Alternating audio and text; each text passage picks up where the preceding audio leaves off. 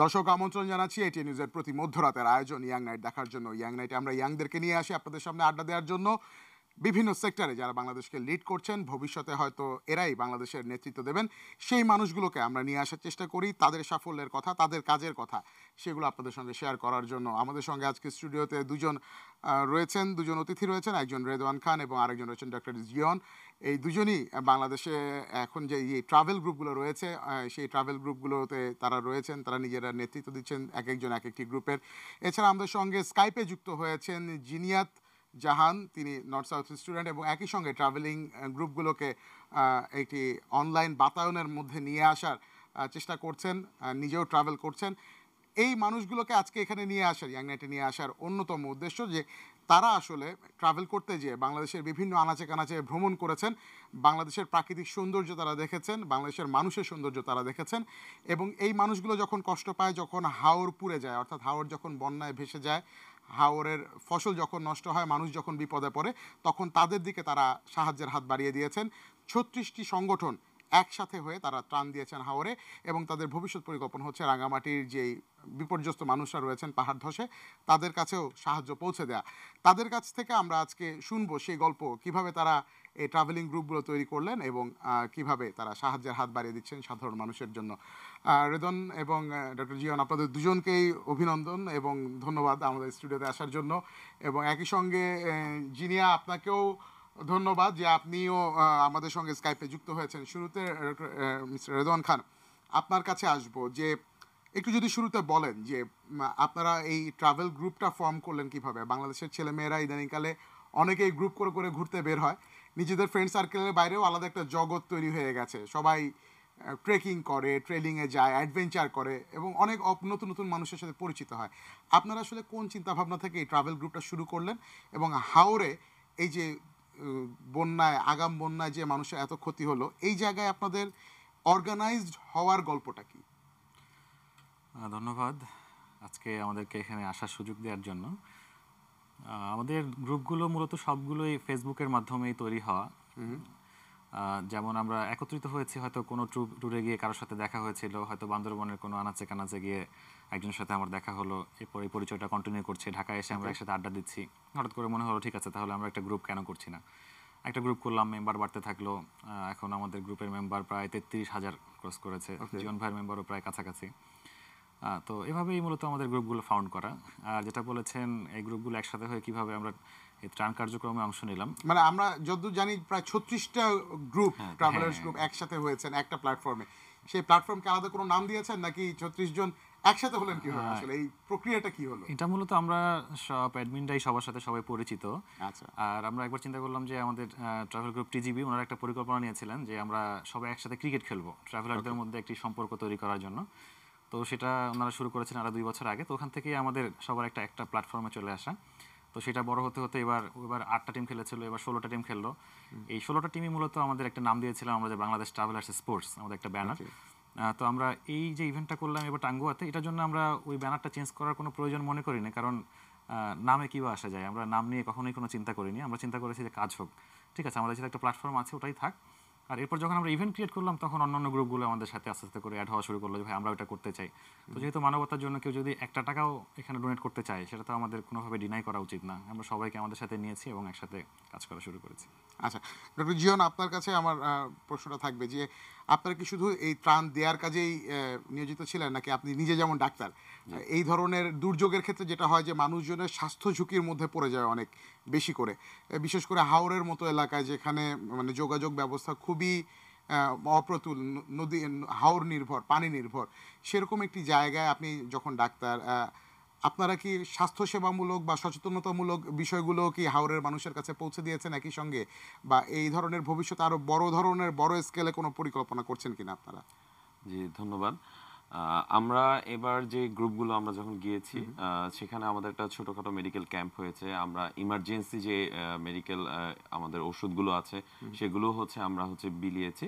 তারও প্রায় সপ্তাহখানেক আগে ঢাকা মেডিকেলের বেশ কিছু স্টুডেন্ট, তারাও ট্রাভেলার্স অফ বাংলাদেশ, একটা ভ্রমণ সংগঠন আছে, তারাও গিয়ে সেখানে মেডিকেল যে ইমার্জেন্সি যে ড্রাগসগুলো আছে, কারণ সব সময় তো সব ধরনের ঔষধ দেয়া সম্ভব না, এবং তাদেরকে প্রেসক্রাইব করা বা তাদেরকে বলা, এই জায়গাগুলো তো তাদের মানে জানাটা হচ্ছে তাদের খুবই কম।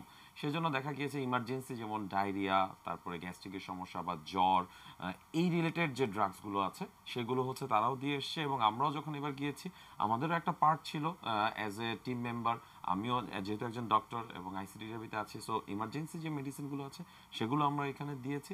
এখন প্রবলেমটা হয়ে যায় যে হাওড়ের যে গ্রামগুলো, এগুলো বলতে গেলে এক একটা ছোট ছোট দ্বীপের মতো, এবং যোগাযোগ ব্যবস্থাটা কিন্তু একটা ট্রলার করে যে ওখানে এই ওষুধগুলো তাদেরকে যে বুঝিয়ে দিয়ে আসা এবং তাদেরকে বলা যে আপনারা এটা খাবেন বা এটা ইয়ে করবেন। আমরা যে প্রবলেমগুলো ফেস করি, দেখা যায় বলছি এটা যে হ্যাঁ ওষুধ নিয়ে আসছি, তখন কিন্তু অনেকেই বিভিন্ন ধরনের সমস্যা নিয়ে আসেন, যে তার কোমরে ব্যথা বা তার হাড়ে সমস্যা। কারণ এই ওষুধগুলো তো তখন আমাদের কাছে থাকে না। তো সেক্ষেত্রে তখন আমরা যেমন হচ্ছে উপজেলা যে স্বাস্থ্য কমপ্লেক্সে যাওয়ার কথা তাদেরকে সাজেশন হিসেবে দিয়ে থাকি, এইটুকুই। আচ্ছা, এবার দেখাচ্ছে যে আমরা ওষুধ নিয়ে গেছি পানিবাহিত রোগের জন্য যে ওষুধগুলো, কিন্তু আলটিমেটলি ওরা তো হাওড়ের মানুষ, পানিবাহিত রোগ এদেরকে খুব বেশি টাচ করতে পারে না, এরা এদের অন্যান্য সমস্যাগুলো নিয়ে আমাদের কাছে আসছে। এটা একটা লং টাইম যদি প্রসিডিউর হয় তাহলে প্রেসক্রাইব করে এরপর ওষুধগুলো নিয়ে দিলে সেটা বেশি কার্যকর মনে হয়েছে আমাদের কাছে। মানে এটা আপনাদের কাছে মনে হয়েছে কাজ করতে যে হাওরের মানুষদের জন্য আসলে তাদের বেসিক মেডিকেল হেলথের যে সার্ভিসটা, সেই সার্ভিসটা আসলে তার কাছে অনেক বেশি আনরিচেবল, যে কারণে যখন ডাক্তারদেরকে কাছে পাচ্ছে তারা তাদের পুরনো যে সমস্যাগুলো রয়েছে বলতে পারছে তারা আর কি। সেগুলো নিয়ে যে তাদের কাছে হাজির হচ্ছে। আমরা একটু জিনিয়ার কাছে যেতে চাই। জিনিয়া, আহ, জি। আপনি একটু বলবেন যে আপনি আসলে কিভাবে এই ট্রাভেলার্স গ্রুপের সাথে ইনভলভ হলেন এবং এদের সঙ্গে কাজ করছেন কিভাবে এই দুর্গত মানুষদের সাথে, এবং এই প্ল্যাটফর্মটাকে কিভাবে অর্গানাইজ করছেন বা এগুলোকে নিয়ে কি কাজ করছেন? আচ্ছা, আপনাকে অনেক বেশি ধন্যবাদ।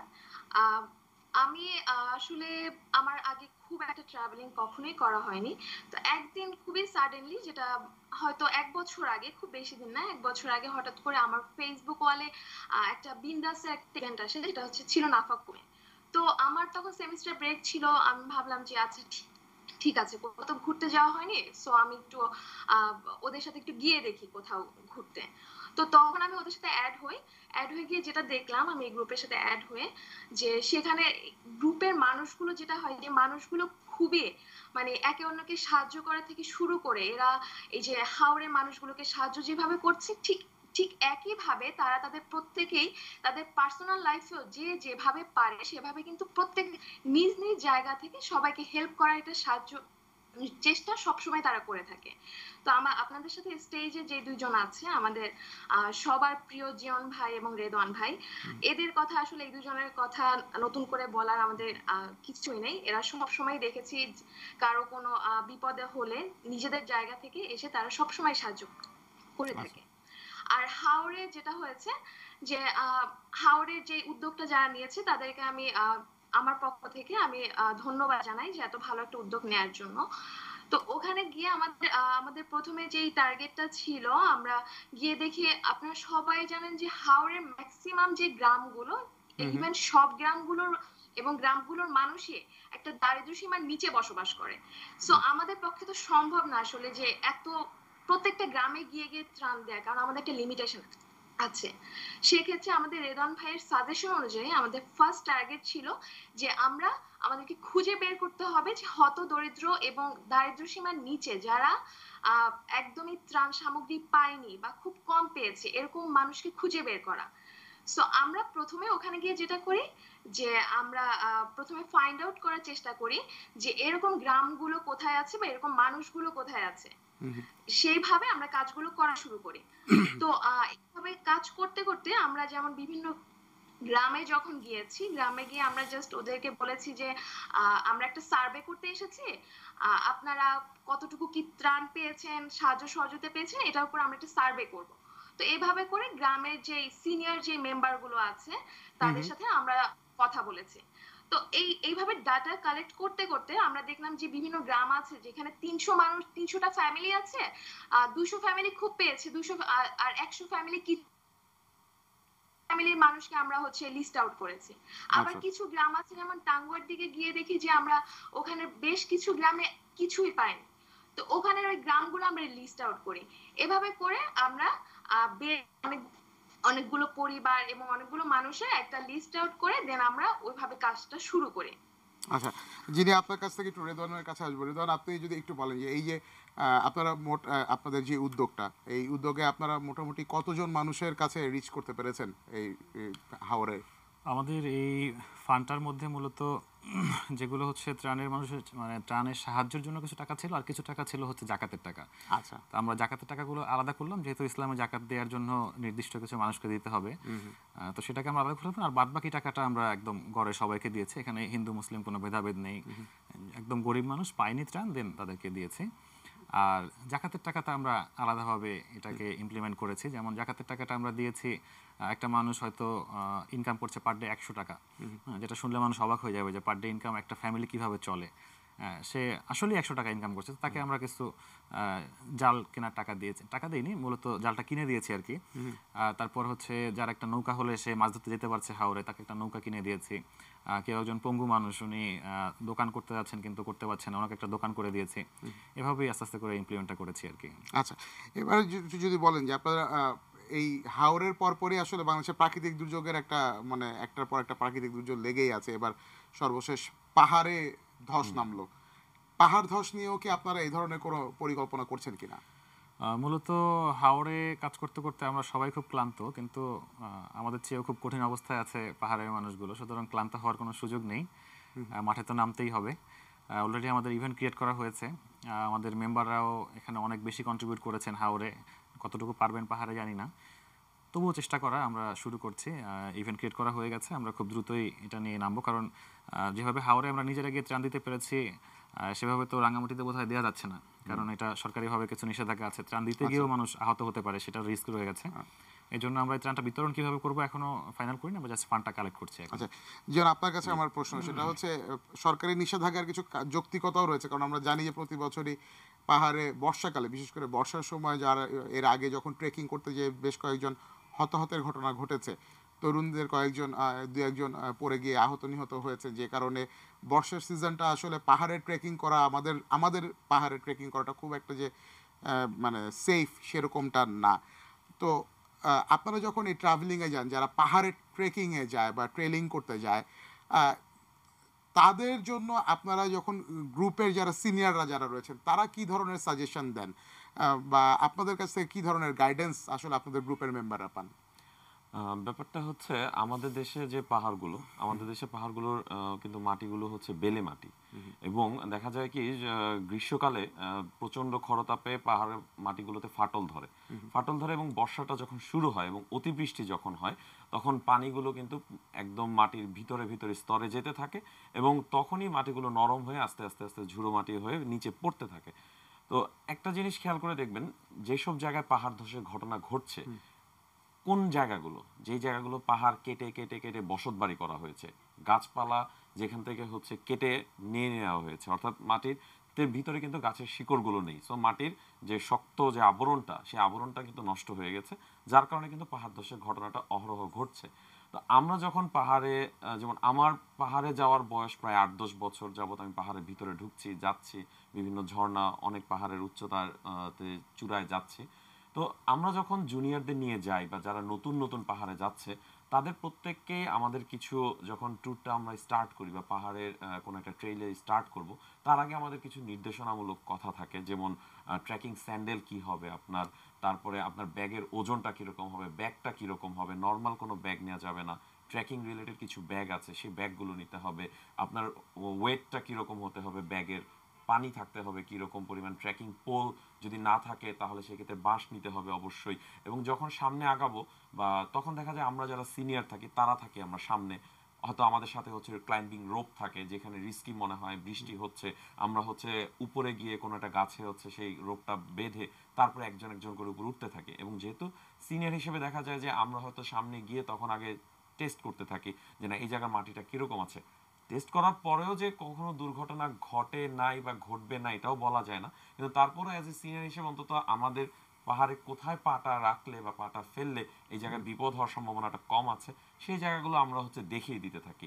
আচ্ছা, এই যে আপনারা বলছেন যে পাহাড়ে আসলে আপনারা অনেক যান, এই যে পাহাড়ে যে যাচ্ছেন গত এই যে 8-10 বছর ধরে যাচ্ছেন, এই 8-10 বছরে পাহাড়ের ন্যাচারাল চেঞ্জটা কেমন দেখেছেন আপনারা? এই যে মানুষের বসতি স্থাপন এবং গাছ কেটে নেওয়া, এই যে সমস্যা যেগুলো তৈরি হচ্ছে, সেটলিং করা হচ্ছে, মানুষজন পাহাড়ে যে সেটেল করছে, এটা এই প্রবলেমটা আপনাদের চোখে কেমন দেখেছেন আপনারা? আমি ব্যক্তিগতভাবে দুইটা উদাহরণ দিতে পারি। প্রথমত হচ্ছে একটা রুমা খাল, রুমা খালে থেকে পাথর উত্তোলন, আর দ্বিতীয়ত হচ্ছে বন জঙ্গল। যেমন আমাদের মানে খুব প্রিয় দুইটা জঙ্গল আছে বান্দরবনের দিকে, ক্রিস্তং রুমরাং আমরা বলি। যারা ট্রেকিং করেন নিয়মিত তারা জানেন যে ক্রিস্তং রুমরাংয়ের জঙ্গলটার ব্যাপারে ফ্যাসিনেশনটা কিরকম আমাদের। কারণ এই জঙ্গলে এরকম অনেক গাছ আছে প্রায় 150, 200, 250 বছরের পুরনো, এবং জঙ্গলে মানে সূর্যের আলো প্রবেশ করাটাও বা এটা যে একটা ন্যাচারাল সিনারি তৈরি হয়, যার কারণে আমরা এই জঙ্গলটার প্রেমে পড়েছি। তো যারা রিসেন্টলি গিয়েছেন গত 6-7 মাসে, মানে আমিও নিজে যখন গিয়েছি, আমি মানে এই রুট আমার কাছে অচেনা। কারণ আমি গিয়েছিলাম যখন আরো 1-2 বছর আগে, যে আমাকে জঙ্গল কেটে কেটে কেটে কেটে ভিতরে ঢুকতে হয়েছে সামিট করার জন্য। কিন্তু এখন যে দেখছি যে পুরো হাইওয়ে রোড, একদমই হাইওয়ে রোড, এবং হাইওয়ে রোডের মতো পাশে হচ্ছে আপনার গাছ কেটে রাখা আছে, এবং সেই গাছে হচ্ছে সরকারিভাবে যেভাবে গাছের নাম্বার দেওয়া হয় সেভাবে নাম্বারিং করা আছে। এবং যেই গাছগুলো আমি আমার সাথে যারা ছিল সঙ্গীরা, আমি তাদেরকে দেখিয়েছিলাম যে এখানে যে গাছটা ছিল এই গাছটা এত বছরের পুরনো, আমার গাইড বলেছিলেন আমাকে, কিন্তু সেই গাছটা এখন নেই। এবং খুব ইজি ভাবে যেখানে আমি 3 ঘন্টায় ট্রেকিং করে চলে যেতে পারতাম, সেখানে আমি এখন 1 ঘন্টা চলে যাচ্ছি, কারণ রাস্তা করে দেওয়া আছে। আর তারপরে যে রুমা খালের কথা যেটা বলবো, আইসিডিডিআরবিতে কাজ করার কারণে, যেহেতু গবেষণামূলক প্রতিষ্ঠান, একটা সময় আমি হচ্ছে রুমা খালের ঝর্ণা থেকে একবার পানি সংগ্রহ করেছিলাম যে আমাদের আইসিডিডিআরবি ল্যাবে টেস্ট করাবো। তো টেস্টের রেজাল্ট আসলো যে আমার সুপারভাইজার যিনি ছিলেন উনি আমাকে কল করলেন ল্যাবে, যে এই পানিটা কোথা থেকে আসছে। আমি বললাম যে কেন? বললো যে এটা মিনারেলের পরিমাণ প্রায় 99% এবং পিউরিটি পরিমাণ এত। তখন আমি বললাম যে এটা এখান থেকে সংগ্রহ করা হয়েছে। একটা জিনিস খেয়াল করলে দেখবেন যে বাংলাদেশে কলেরার যে প্রাদুর্ভাব, এটা ওই অঞ্চলের দিকে খুবই কম। কারণ হচ্ছে পানিটা আস্তে আস্তে এতটাই হচ্ছে পিউরিফাইড হয়, পাথরে পাথরে ঘষা খেতে খেতে মিনারেলের পরিমাণ এত পরিমাণ বাড়ে যে তাদের এই সমস্যাটা হয় না। এবং আমাদের যারা হচ্ছে পাহাড়ি ভাই বোনরা আছেন, তারা কিন্তু কখনোই ঝর্ণা ঝিরিতে ময়লা আবর্জনা ফেলেন না, কারণ এই পানি তাদের খেয়ে বাঁচতে হয়। অথচ এখন 6-7 মাস আগে গিয়ে দেখা গেছে যে রুমাতে আপনার হচ্ছে ট্রাক ভর্তি করে পাথর তুলে নিয়ে যাওয়া হচ্ছে রাস্তা তৈরি করার জন্য। পাথর যখন তুলে ফেলা হবে তখন কিন্তু হচ্ছে আপনি নদী খাল সবগুলোর গতিপথ চেঞ্জ করে দিলেন, এবং পানির পিউরিটি পরিমাণ কমে গেল, তার মানে হচ্ছে রোগ বিস্তারের পরিমাণটাও কিন্তু বেড়ে গেল। কিন্তু এই যে চেঞ্জটা মানুষের ডেইলি লাইফের উপর এটা এফেক্ট করবে। মানুষ যখন দেখছে যে আমার এইখানে আমি পানি পাচ্ছি না, তাহলে আমাকে অন্য পাহাড়ে সরে যেতে হবে, অন্য পাহাড়ে গিয়ে আমাকে হচ্ছে ঘর বাড়ি করতে হবে যেখানে আমার পানির সোর্সটা আছে। তার মানে কি, আমি ওই পাহাড়ে যাওয়ার জন্য তাকে ফোর্স করছি। এখন সে ওই পাহাড়ে চলে যাচ্ছে, আমি এই পাহাড়টা আমাদের রাস্তা করার কাজে হচ্ছে আমি দখল করে নিয়ে যাচ্ছি। তাহলে একটার পর একটা পাহাড় তো চেঞ্জ হচ্ছে। এবং এই যে ওয়েদারের যে চেঞ্জটা, এই যে গত প্রায় 2-3 সপ্তাহ যাবত যে বৃষ্টিটা, এটা কিন্তু বর্ষা আসার আগেই জ্যৈষ্ঠ মাসের একটা বৃষ্টি হুট করে চলে আসলো। এই বৃষ্টিটা কিন্তু এরকম ভাবে হওয়ার কথা হয়তো ছিল না। বাংলাদেশে বর্ষাকাল মানেই কিন্তু হচ্ছে জুন জুলাই বা গ্লোবাল ক্লাইমেট চেঞ্জও আসলে এর জন্য অনেকটা দায়ী। বাংলাদেশে এটা সবচেয়ে বড় ভুক্তভোগী হবে, এটা তো বিজ্ঞানীরা অনেক বছর ধরে বলছেন, অনেকে বিশ্বাস করতে চান না, কিন্তু এখন তো শুরু হয়ে গেল তার আলামত। এবং সেই জন্য তো আমাদের দরকার হচ্ছে বেশি বেশি করে গাছ লাগানো, যা আছে তাকে ডাবল করে দেওয়া, কিন্তু আমরা সেটা কেটে আরো অর্ধেক করে ফেলতেছি আমাদের গাছগুলোকে। আসলে এখন যদি আমরা আসলে বলি যে আমাদের বাংলাদেশের জাতীয় বনভূমি কতটুকু, মানে একটা দেশের 25% বনভূমি থাকার কথা, গাছপালা থাকার কথা, সেই জায়গায় হিসাব করতে গেলে বাংলাদেশে এখন কত, আসলে এক্সাক্ট ফিগার কারো কাছেই সঠিকটা নাই। কেউ আসলে বলতে পারেন না যে এক্সাক্ট কতটুকু গাছপালা বাংলাদেশে রয়েছে। যেমন আমরা হচ্ছে এখন যে রিসেন্টলি যে পাহাড় ধসের যে বিষয়টা, আমরা আজকে পর্যন্ত আমি যতটুকু নিউজ আপডেট জানি যে নিখোঁজ এবং নিহত সবকিছু মিলে 164তে সংখ্যাটা উন্নীত হয়েছে। 2007 সালে কিন্তু এই জুন মাসেই তারিখটা ছিল 11ই জুন, 11ই জুনে কিন্তু 127 জন নিহত হয়েছিলেন পাহাড় ধসে চট্টগ্রামের বিভিন্ন জায়গায়। এবং 2007-2017 10 বছরে এই সংখ্যাটা প্রায় 400-র উপরে, 400-র কাছাকাছি। ব্যাপারটা হচ্ছে এটা বছরে একবার হয়তো, যার কারণে মানুষজনের কাছে বার্তাটা খুব মানে ভালোভাবে যাচ্ছে না। আজকে একটা সমীক্ষায় আমি দেখলাম যে চিটাগাং থেকে এই সমীক্ষাটা আসছে যে আপনার চিটাগাং শহরের আশেপাশেই 11টা পাহাড় হচ্ছে ঝুঁকিপূর্ণ, মানে খুব বেশি ডেঞ্জারাস, যেখানে প্রায় 666টা পরিবার বসবাস করে। এবং একে খান বা এই এরিয়ার আশেপাশে যে জায়গাগুলো আছে, যে এখানে যদি একবার পাহাড় ধস হয় একটা পরিবারকেও বাঁচানো সম্ভব হবে না। এবং কারণ ঘনবসতি তো ঘনবসতিপূর্ণ এলাকা, রেল লাইনের পাশে, ওয়াসার লাইনের পাশে, সব জায়গায়।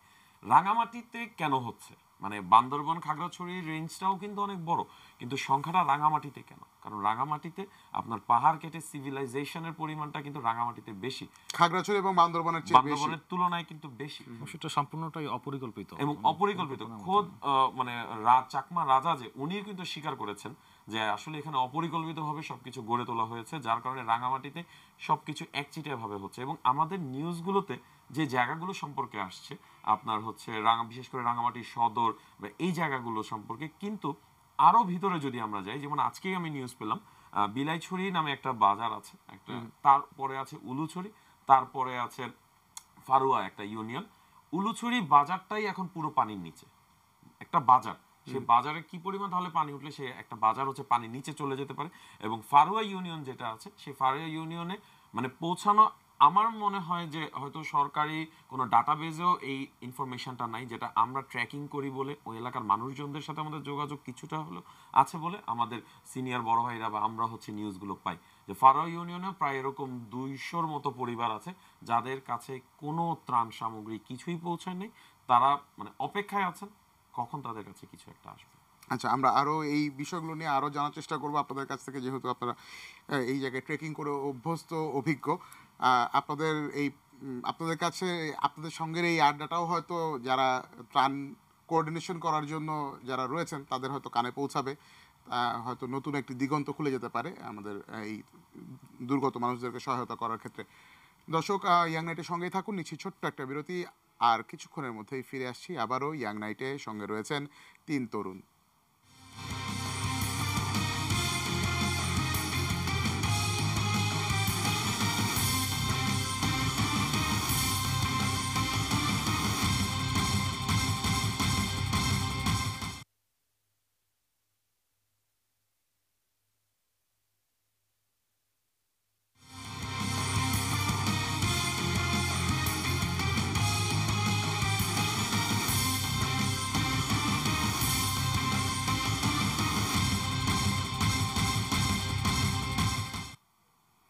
দর্শক, আবারও আমন্ত্রণ জানাচ্ছি ইয়াং নাইটে। দেখছেন ইয়াং নাইট, সঙ্গে রয়েছেন 3 তরুণ যারা কাজ করছেন, হাওরের মানুষদেরকে সাহায্য করেছেন, এখনও করে যাচ্ছেন, এবং সামনে পাহাড়ের মানুষদেরকেও, বিধ্বস্ত পাহাড়ের মানুষদেরকেও সহায়তার জন্য হাত বাড়িয়ে বসে রয়েছেন না, কাজ করছেন। তারা অর্থ সংগ্রহ করছেন, কিভাবে সাহায্য পৌঁছাবেন সেই বিষয়গুলো প্ল্যানিং করছেন, এবং তাদের অভিজ্ঞতা, পাহাড় নিয়ে তাদের অভিজ্ঞতা আসলে তাদেরকে এই বিষয়ে অনেক সহায়তা করছে।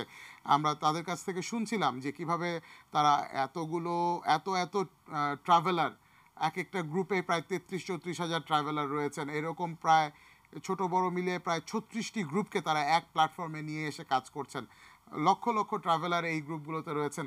সেই ট্রাভেলারদেরকে যারা নেতৃত্ব দিচ্ছেন তাদেরই কয়েকজন আমাদের সঙ্গে আজকে রয়েছেন। রেদন ভাই, আমরা বিরতির আগে বলছিলাম যে জিয়ন ভাই বলছিলেন যে পাহাড়ের রুমাখাল থেকে পাথর তুলে নিয়ে যাওয়া হচ্ছে, সড়ক তৈরি করা হয়েছে, 250-300 বছরের পুরনো গাছপালা কেটে সেই জায়গায় সড়ক তৈরি হয়েছে। আসলে এটা ঠিক যে উন্নয়নের কিছু ড্যামারেজ প্রকৃতিকে দিতে হয়, কিন্তু সেই ড্যামেজটা যাতে সবচেয়ে মিনিমাম পর্যায়ে থাকে এবং ওই উন্নয়নের সুফলটা যেন সর্বোচ্চ হয়, সেই দিকটার দিকে আসলে নজর রেখে কাজ করাটাই আসলে সাস্টেনেবল ডেভেলপমেন্ট বলি আমরা। আপনারা তো পাহাড়ে বহু বছর ধরে যাচ্ছেন, হাওরেও গিয়েছেন, পাহাড়েও গিয়েছেন।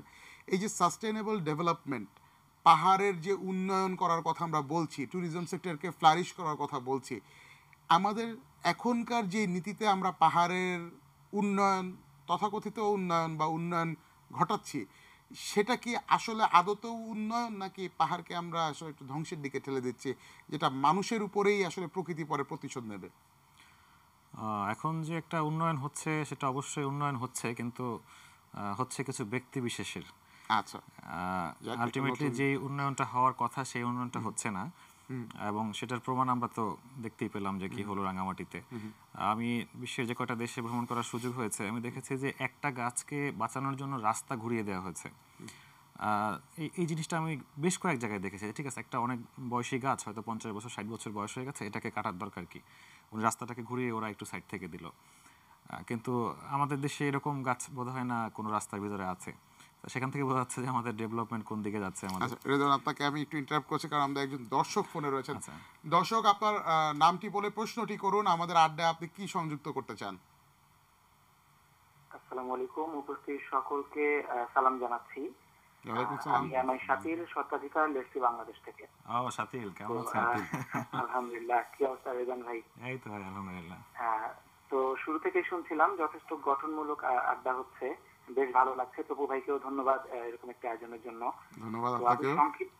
সংক্ষিপ্ত সময় দুটো কথা একটু যুক্ত করতে চাচ্ছি, যেহেতু আমার সৌভাগ্য হয়েছে যে রেদওয়ান খানের সাথে রেকি টিমে একসাথে থাকার। তো এখানে আসলে যেহেতু হাওর ইভেন্ট নিয়ে আমি বলতে চাচ্ছি, যেহেতু এই ব্যাপারটিতে ছিলাম। জি শিওর। আর ব্যক্তিগতভাবে স্কাউটিং বা রোভারিং করার কারণে সরকারি বেসরকারি অনেক পর্যায়ে প্রাণের ইয়েতে কাজ করার সৌভাগ্য হয়েছে। তো এই হাওরে যে আপনার ব্যবস্থাপনা বা আমাদের আপনার নেতৃত্বে, বিশেষ করে রেদওয়ান খানের নেতৃত্বে যে হাওরের টোটাল ব্যবস্থাপনাটা ছিল, সেটি এক কথায় যদি বলি অসাধারণ একটি ব্যবস্থাপনা ছিল।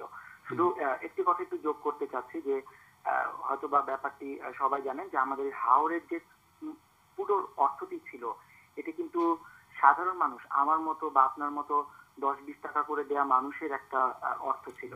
তো আত্মতৃপ্তির জায়গাটা হচ্ছে যে আলহামদুলিল্লাহ পুরো অর্থটি শতভাগ স্বচ্ছতার মাধ্যমে যে আমরা বিতরণ করতে পেরেছি, এটি আমি আসলে খুব হলফ করে বলতে চাচ্ছি। আচ্ছা। আর ইয়ং নাইট যেহেতু চমৎকার একটি আয়োজন করেছে আমাদেরকে নিয়ে, শুনছিলাম দুই অ্যাডমিনকে, খুব ভালো লাগছিল। এবং ইয়ং নাইটের এই আয়োজনের সাথে টপু ভাইকেও ধন্যবাদ জানাচ্ছি।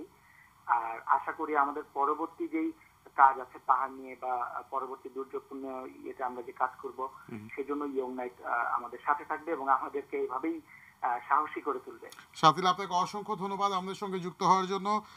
আমরা আসলে ইয়াং নাইটে শুধু মানে বয়সে তরুণ এমন মানুষ না, মনের দিক থেকে যারা তরুণ তাদেরকেও ইনভলভ করার চেষ্টা করি, কারণ মনের দিক থেকে যারা তরুণ তারাই আসলে এই সমাজটাকে বদলাতে পারে, দেশটাকে বদলাতে পারে। তারুণ্যের যে পরিবর্তন করার, নতুনকে চ্যালেঞ্জ করার বা পুরনোকে চ্যালেঞ্জ করার যে মানসিকতা, সেটাই আসলে আমরা আরও একটু ফ্লারিশ করতে চাই, যাতে তরুণরা আমাদের দেশে একটা বিপ্লব ঘটাতে পারে। আমাদের যেই বর্তমান বাংলাদেশকে আমরা দেখছি, সেখান থেকে আমরা আসলে অনেক সামনে এগিয়ে যেতে চাই।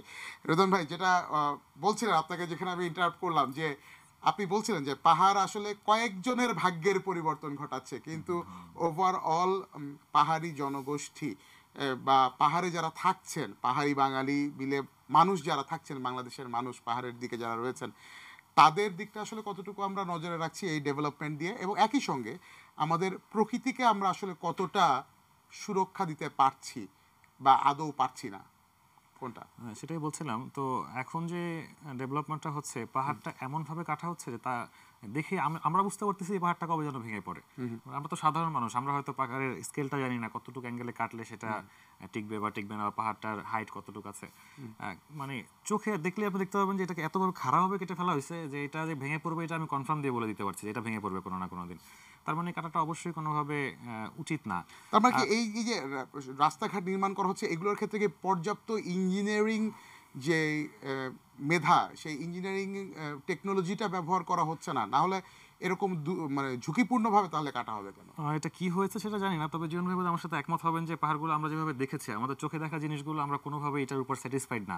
এখন সরকারি কোন ইঞ্জিনিয়ার কাজ করছে বা সেনাবাহিনীর কারা কাজ করতেছেন সেটা তো আর আমরা বলতে পারছি না, কিন্তু জিনিসগুলো আমাদের কাছে দেখে মনে হচ্ছে যে এটা অবশ্যই খুব রিস্কি ভাবে কাটা হয়েছে আর কি। ব্যাপারটা হচ্ছে আপনার মাউন্টেনিয়ারিং যখন পড়ালেখা করেছি তখন হচ্ছে জানতে পারি যে যখনই কোনো একটা পাহাড় 30 ডিগ্রি অ্যাঙ্গেলের চেয়ে বেশি হয়, তখনই এটাকে হচ্ছে অন্তত ঝুঁকিপূর্ণ হিসেবে বলা যায়। আমাদের দেশে কিন্তু প্রায় ম্যাক্সিমাম পাহাড়ই 75 ডিগ্রি প্লাস মাইনাস এরকম আছে, এবং 90 ডিগ্রি অ্যাঙ্গেল খারাপ পাহাড়ও কিন্তু অনেক আছে। তো যার কারণে দেখা যায় যে যখন আপনি 30 ডিগ্রির চেয়ে এত পরিমাণ পাহাড় আমাদের রয়েছে, যে জাস্ট একটা এক্সাম্পল, প্রতি বছর আপনি নীলগিরি নীলাচল যে জায়গাটা আছে, সব টুরিস্টরাই জানেন চেনেন, বান্দরবন থেকে নীলগিরি নীলাচলে যাওয়ার বা রুমাতে যাওয়ার এই যে দুটো রোড আছে, দুটো রোডে কিন্তু হচ্ছে বাংলাদেশ আর্মির তত্ত্বাবধানে তৈরি করা, এবং প্রত্যেক বছরই এই দুটো রোড হচ্ছে বর্ষাতে আপনার ক্ষতিগ্রস্ত হয়, এবং প্রত্যেক বছরই হচ্ছে কিছুদিনের জন্য হচ্ছে আপনার যানবাহন চলাচল হচ্ছে ব্যাহত হয়, বন্ধ থাকে। তো একবার কিন্তু এরকমও হয়েছে যে একটা জিপ গাড়ি যাচ্ছিল, জিপ গাড়ির উপরেই হচ্ছে পাহাড় ধসে পড়েছে, আহত হয়েছে, মারা যায়নি। তারপরে যেমন ধরেন বগালেক, যেটা সবাই জানে চেনে, বগালেক, কেওক্রাডং। আজ থেকে 10 বছর আগে যখন গিয়েছি, অনেক কষ্ট করে হেঁটে ঝিরি পার হয়ে 7 ঘন্টা লেগে তারপরে উঠেছি বগালেকে।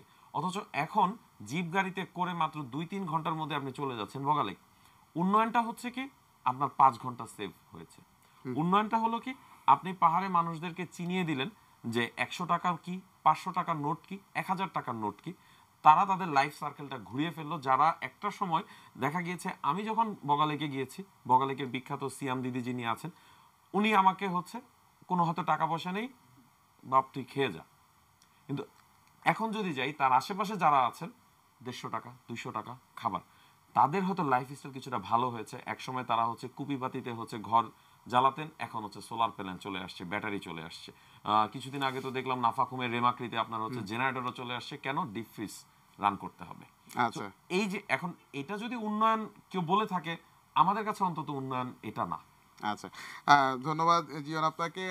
যিনি আপনার কাছে আমার শেষ একটা প্রশ্ন, একদম শেষ মিনিটে আমরা রয়েছি, যদি একটু বলেন, এই যে 5 ঘন্টা 7 ঘন্টা রাস্তা 2 ঘন্টা হয়ে যাওয়াতে আমাদের মানুষ, পর্যটক অনেক যাচ্ছে, পর্যটক, কিন্তু সেই সঙ্গে আমাদের ওয়েস্ট ম্যানেজমেন্ট নিয়ে কি কোনো ধরনের চিন্তা ভাবনা রয়েছে কিনা? আমরা তো দেখছি প্রচুর নোংরা করে আসছে আমাদের পর্যটকরা। এই সচেতনতা তৈরির ব্যাপারে আপনারা কোনো ধরনের কোনো উদ্যোগ নিয়েছেন কিনা? জি, অবশ্যই। আসলে দূরের কথা না বলে আমি আমার নিজেরই একটা এক্সাম্পল শেয়ার করি, লজ্জার কিছু নেই। সেটা হচ্ছে, আমি যখন ফার্স্ট নাফাকুম ট্যুরে যাই, তখন অনেক কিছুই জানতাম না যে একটা ট্রাভেলারের গুণাবলী কি হতে পারে। তো সেক্ষেত্রে দেখা যায় যে আমি অনেক সময় আমি নিজেই হচ্ছে ময়লা যখন ফেলছিলাম, বিভিন্ন কিছু খেয়ে প্যাকেট ফেলছিলাম, তো পাশে থাকা রেদওয়ান ভাই, সে আমাকে দাঁড়িয়ে থেকে বলল, "জিনি তুলো। জিনি, ময়লাটা তুমি ফেলেছো, এটা তুমি তুলো।" তো সে দাঁড়িয়ে থেকে আমাকে দিয়ে প্যাকেটটা হচ্ছে উঠিয়েছে। তো এরপরে সে আমাকে যেটা বললো যে, তুমি তো কোনো ময়লা ফেলবাই না, আশা করি তুমি যদি ট্রাভেলার হতে চাও, এখানে যত ময়লা আছে এবং তুমি যেখানেই যাও না কেন, সবসময় ট্রাই করবা অন্যের ফেলে যাওয়া ময়লাগুলো সবসময় তুলে নিয়ে জায়গাটা পরিষ্কার করে রাখার, এটা ট্রাই করবা সবসময়। তো ধন্যবাদ এভাবে জুনি করে আপনাকে। আমরা আসলে একদমই শেষ পর্যায়ে চলে এসেছি। আপনার এই উদাহরণটি আসলে খুবই কাজে লাগবে। দর্শক, আমরা ইয়াং নাইটে আজকে একদম শেষ পর্যায়ে চলে এসেছি। আসলে যাদেরকে নিয়ে আড্ডা দিতে বসেছি, এই আড্ডা অনেক ঘন্টা চালিয়ে যাওয়া সম্ভব, কিন্তু সময় যেহেতু স্বল্প এবং প্রোগ্রামটার যেহেতু টাইম লিমিটেশন রয়েছে, তাই আমরা আজকে হয়তো আর পারছি না। ভবিষ্যতে আবারও তাদেরকে নিয়ে আসবো, একটু কি এই বলার সুযোগ আছে অতিথিদেরকে। শেষ মুহূর্তে? আমি একদমই দুঃখিত, আসলে সময় নেই একদমই। দর্শক, আবারও হয়তো কথা হবে, আবারও নিয়ে আসা হবে এদেরকে, এই ট্রাভেলারদেরকে। একটা মেসেজ কিন্তু আপনাদের কাছে পরিষ্কার: পাহাড়কে, প্রকৃতিকে যদি আমরা ডিস্টার্ব করি, তাদেরকে যদি আমরা দূষিত করি, কোনোভাবে ক্ষতিগ্রস্ত করি, সেটার ফলাফল কিন্তু প্রকৃতি তার ন্যাচারাল যে জাস্টিস, সেই যে জাস্টিস কিন্তু মানুষের উপরেই এসে আঘাত হানবে। সুতরাং প্রকৃতিকে নিয়ে কোনো অবহেলা নয়, এই প্রত্যাশা থাকলো। সবাই ভালো থাকবেন, সুস্থ থাকবেন, নিরাপদে থাকবেন। আগামীকালের ইয়াং নাইট দেখার আমন্ত্রণ জানিয়ে বিদায় নিচ্ছি আমি, মফিদুল তপু।